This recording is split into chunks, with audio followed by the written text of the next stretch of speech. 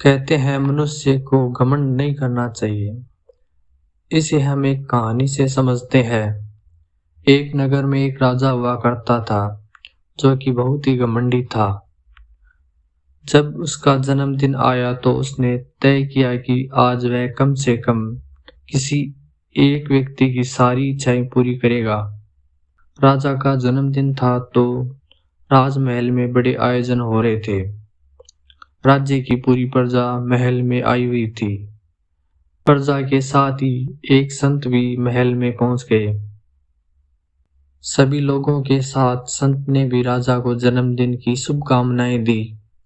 राजा ने संत को देखा और कहा कि आज मैं आपकी सारी इच्छाएं पूरी करना चाहता हूं। आप जो चाहे वह मुझसे मांग सकते हैं। मैं राजा हूं और मैं आपकी सारी इच्छाएं पूरी करना चाहता हूं।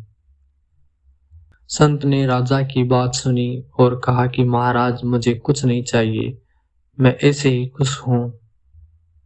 जोर देते हुए संत से फिर कहा कि आप अपनी इच्छाएं बताइए, मैं उन्हें जरूर पूरी करूंगा। राजा संत से इच्छाएं जानने की जिद करने लगा। संत समझ गए कि राजा अहंकारी है और ये ऐसे नहीं समझेगा।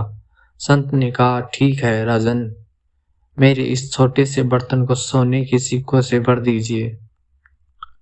राजा ने कहा कि यह तो बहुत ही छोटा सा काम है, मैं अभी इसे भर देता हूँ। राजा ने जैसे ही अपने पास रखे हुए सोने के सिक्के उसमें डाले तो सभी सिक्के गायब हो गए। राजा ये देखकर हैरान हो गया। राजा ने अपने कोषाध्यक्ष को बुलाकर खजाने से और सोने के सिक्के मंगवाए।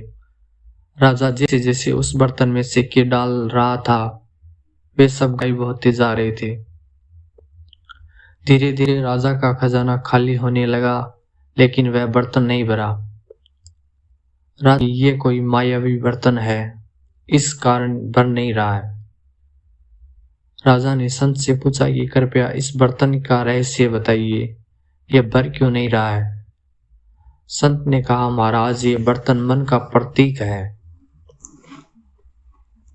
जिस तरह हमारा मन धन, पद और ज्ञान से कभी नहीं भरता, ठीक उसी तरह यह बर्तन भी कभी नहीं भर सकता।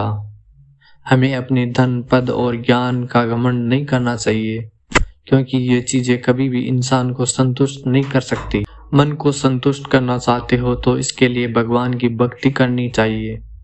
भक्ति से हमारा मन शांत हो सकता है और इच्छाओं का मोह खत्म हो सकता है। कभी भी घमंड न करें और मन को भक्ति में लगाएं। संत की बातें सुनकर राजा को अपनी गलती का एहसास हो गया। उसने संत के सामने अपनी गलती स्वीकार की और संकल्प लिया कि अब से वह घमंड करना छोड़ देगा।